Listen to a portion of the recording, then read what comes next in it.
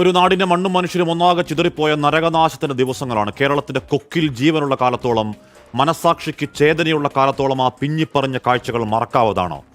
ആ കറുത്ത രാത്രിയും ആകാശത്തോളം ആർത്തുപൊട്ടിയ മലമ്പാറകളും കൂട്ടക്കുഴിമാടങ്ങളും ഓമനത്തം മാറാത്ത കുരുന്നു ശരീരങ്ങൾ, കളിപ്പാട്ടങ്ങൾ ഓർത്താൽ ഇപ്പോഴും തൊണ്ടയ്ക്ക് തടയുന്ന ഒരു ആർത്തനാദം കേരളത്തിന് ആയുഷ്കാലത്തേക്ക് ചങ്കുപൊട്ടുന്ന വേദനയാണ്.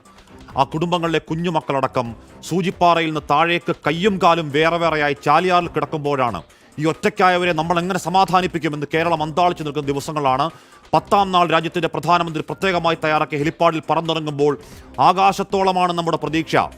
ആകാശ നിരീക്ഷണവും കഴിഞ്ഞ് ചൂരൽമലയും ആ ബേരിപ്പാലത്തിലടക്കം മണിക്കൂറുകൾ മോദി വിസ്തരിച്ചു കണ്ട് ബോധ്യപ്പെടൽ, പ്രധാനമന്ത്രി അപ്പൂപ്പന്റെ താടിയിൽ പിടിച്ചു കളിക്കുന്ന നൈസമോൾ ഒരു പ്രതീകമായതാണ്.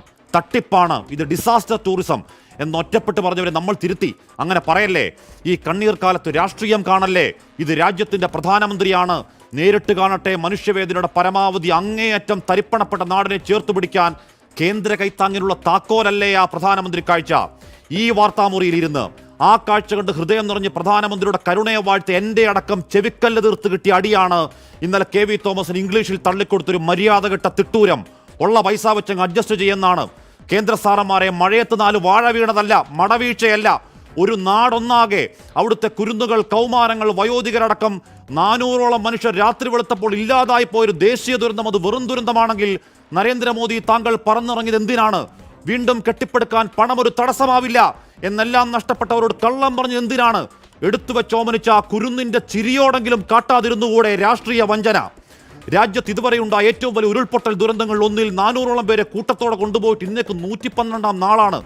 12 പേർ മരിച്ചൊരു സംസ്ഥാനത്തിന് 4ാം നാൾ 40 കോടി ഒരു മാനദണ്ഡം നോക്കാതെ കൊടുക്കാമെങ്കിൽ, പിന്നെയും ആയിരക്കണക്കിന് കോടികൾ പല സംസ്ഥാനങ്ങൾക്ക് ഒഴുക്കാമെങ്കിൽ, കേരളത്തിലേക്ക് മാത്രം ആ ചട്ടത്തിന്റെ മണ്ണാങ്കട്ട വെച്ച് കണ്ണിൽ ചോരയില്ലാത്ത കടുംവെട്ടാണെങ്കിൽ സൂക്കേട് വേറെയാണ് പേര്, രാഷ്ട്രീയ പക.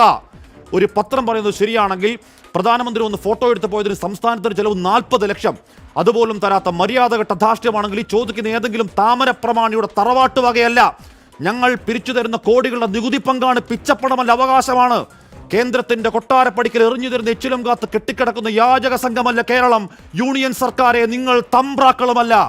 പ്രിയ പ്രേക്ഷകർക്ക് എൻകൗണ്ടർ പ്രൈമിലേക്ക് സ്വാഗതം.